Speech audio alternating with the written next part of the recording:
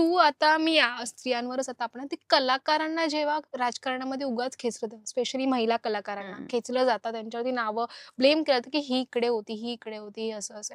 ते खरं असो की नसो, पण तुम्ही ऍज अ विमेन म्हणून तुम्ही तिला किती खालच्या पातळी, इव्हन न्यूजवाले सुद्धा आता तू हा प्राजक्ताचं हा जे हे झालं करते. प्रकरण हो, ते प्रकरण मी नाव घ्यायला जराशी घाबरते नाही, म्हणून. It's okay. पण म्हणजे आपल्या सगळ्यांनाच माहितीये. उलट हो, मला असं वाटतं की मराठी कलाकार तिच्या पाठी उभे उभे राहिले. राहिले. हो, कारण एकतर तिची फिल्म आली होती, त्या फिल्ममध्ये तिने लीड तिने स्वतः स्वतःहून केलं. सगळं केलं हो. ग, सगळं उभं केलं.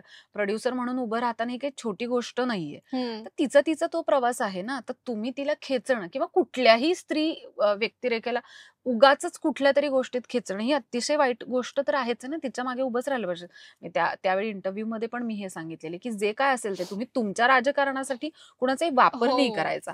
आणि मग तुम्ही कलाक्षेत्रात तर यायचंच नाही. तुम्ही बाकीच्या लोकांचा तर वापर करताय ना, मग तिकडे थांबायचं. तर त्यामुळे ते कसं होतं ना, की माझ्या घरापर्यंत आलं की आपण आधी घर हो. वाचवतो की थांबा. त्यामुळे मला वाटतं की तिच्या पाठी सगळे उभे राहिले, ही खूप चांगली गोष्ट आहे. ऍक्च्युली कारण काय होतं माहितीये, सहज कोणीतरी आता डिस्कशन करतोय, सहज आपण एखाद्याचं नाव घेतलं, आपल्या मनात असो नसो सहज घेतलं, पण बाकीचे लोक ज्या प्रकारे त्या गोष्टीला उभं करतात आणि वाढवतात ना, ते किती किती शब्द पण येत नाही ग, इतकं ते असं वेगळं आहे. पण बऱ्याचदा असं होतं की एका गोष्टीवरचा फोकस जाण्यासाठी दुसरी गोष्ट पेरली जाते ना. हा, ती तिकडे झाली आणि पण त्यामुळे तिला पण किती त्रास झाला, तिच्या फॅमिलीला त्रास झाला, हा विचार नाही. आणि नंतर मग आपले काही ऑडियन्स आहेत किंवा बाकीचे लोक आहेत ते वायफळ चर्चा करणार आणि नाही ती चुकीची असावी. हा, पण पण तो ते 30% समाज असा असेल मला वाटतं. कारण मी काय म्हणते की मराठी प्रेक्षक आहेत ना, ते आपल्या मराठी कलाकारांविषयी हो, फारच जागरूक जागरूक आहे. असतात. हा, म्हणजे ते लगेच उभे राहतात. माझा तरी तसा अनुभव आहे. त्यामुळे तर तो फार कमी काळ होता. तो तिच्या स्ट्रगलचा असेल. तिच्या मागे तिची माणसं उभी राहिली. प्रेक्षकही उभे राहिले, जे तिच्या बाजूने बोलत होते की हे चूक आहे. हो. आणि ती बाहेर पडली ना त्यातून. ऍक्च्युली तिने ती खंबीर उभी राहिली आणि अजून एक्झॅक्टली. अजून सुद्धा ती नवीन प्रोजेक्ट घेऊन येत असावी आणि आपण वाट बघतो तिच्या प्रोजेक्टचे. पण हे तिच्या बाबतीत असं नाही. हे बाहेर अजूनही होतं आणि त्यावरती कोणी काही बोलत नाही आणि जर बोलले तर दाबतात. करेक्ट आहे. आणि हे चुकीचं आहे. मग जर तू तर राजकारणात आहेस आणि जर तुझ्याकडे पॉवर आली ती, की नाही हे आता मला बंद करायला मिळतंय आणि ह्या गोष्टी सगळ्या तू बंद करू शकशील, तर तू कशाप्रकारे करू शकशील? तुला खरंच वाटतं ही गोष्ट बंद होणार आहे? नाही, पण तुझ्याकडे आली तर आज आपण विचार करू. महाराष्ट्रात इतकी माणसं आहेत, इतके राजकीय व्यक्ती आहेत, त्यांच्या हाताखालची प्रचंड कार्यकर्ते, सो कॉल्ड कार्यकर्ते हां.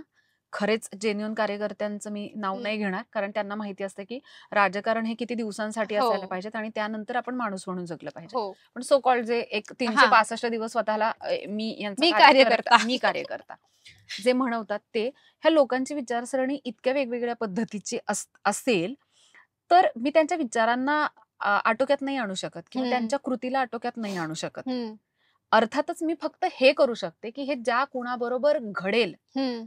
तर त्याच्यात जर त्या माणसाचं म्हणणं खरं असेल, कुठल्या ज्या व्यक्तीबद्दल ते हां, घडलेले, ज्याच्यावर आरोप केलेले आहेत, हं. तर मग मला त्या माणसाच्या पाठी उभं राहणं, ही माझी सगळ्यात महत्त्वाची जबाबदारी असू शकते. तर ओके. हे सगळं बंद नाही होणार. तुम्ही म्हणाल, आता तू आली आहेस आता या पदावर, तुला ही खुर्ची मिळाली, आता भ्रष्टाचार बंद कर बरं." कसं आटोक्यात करणार? आणू शकशील तू. तो आटोक्यातही नाही आणता येते. तो आपल्याला वाटते की भ्रष्टाचार फक्त एवढूसा आहे, तर नाही. ब्लॅक होल असेल. प्रचंड. एका खालच्या छोट्याशा माणसापासून ते वरच्या माणसांपर्यंत इतक्या लेयर्स आहेत त्याला. तू काय आणि कसं आटोक्यात आणणार आहेस? ते आहेच. त्यामुळे प्रयत्न एवढाच करू शकतो, की ज्या वेळेला माणूस एका स्ट्रगलमध्ये आहे आणि जर त्याचं बरोबर आहे, हं. तर आपण त्याच्या मागे उभं राहणं फार गरजेचं आहे. मग तो अमुक एका पक्षाचं नेतृत्व करतो म्हणून मी त्याच्या मागे नाही, हा मुद्दाच नाहीये. कारण मी सुरुवातच माझी इथून झाली, की मला अटल बिहारी वाजपेयीजी आवडतात. अच्छा. मला यशवंतराव चव्हाण आवडतात. मी त्यांची पुस्तकं वाचते. हं. तर असं नाहीये, की हा या पक्षाचा आहे म्हणूनच मला आवडतो हां, कारण या पक्षाची विचारसरणी मला आवडते. नाही. त्या पर्टिक्युलर व्यक्तीची तुला करेक्ट आहे. गोष्ट म्हणजे आवडते. तो कुठल्याही पक्षाचं नेतृत्व करत असू देत, पण हं. त्याचं जर काम खऱ्या अर्थाने चांगलं असेल, तर ते मला वाचलं पाहिजेत, ते मला समजून घेतलं पाहिजेत आणि त्यातून शिकून मी पुढे गेलं पाहिजे. ओके. तर हे जर सगळ्यांनीच ऑन केलं ना स्वतःच्या आयुष्यात, तर मला वाटतं गोष्टी फार सोप्या होऊन जातील.